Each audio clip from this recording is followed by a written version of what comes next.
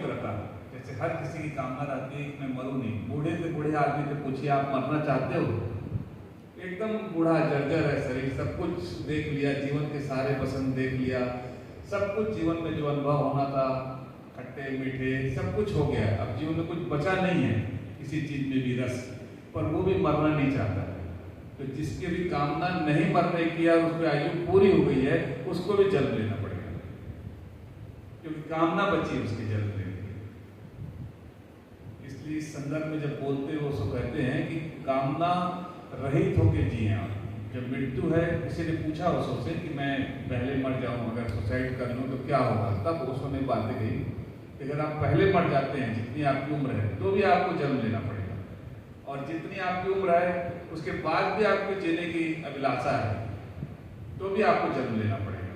इसलिए परमात्मा आपको जितने दिन की जिंदगी दिया है, आप उतना दिन जिए, और उसको जब परमात्मा जब आपको जिंदगी को, आपकी डोर को खत्म करता है, तो आप उस डोर को खत्म हो जाती है। तो रामकृष्ण परमहंस को कैंसर था, गले का कैंसर था, बहुत तकलीफ थी, मवाद निकलता था, पूरे पीठ भर जाते थे, यहाँ पे खाना नहीं खाया जाता था, तो भी रामकृष्ण परमहंस ने शरीर नहीं छोड़ा, क्योंकि उनको पता है कर्मबंध का सिद्धांत कि जितने दिन की आयु है उसको पूरा करना होगा, है ना। भारती रमण को कैंसर था, कैंसर ही था ना, भारती रमण को भी कैंसर था, पर भारती रमण ने भी शरीर नहीं छोड़ा। ये लोग तो महान योगी थे, बुद्ध पुरुष थे, जब चाहते तब शरीर छोड़ देते, पर इन्होंने शरीर नहीं छोड़ा।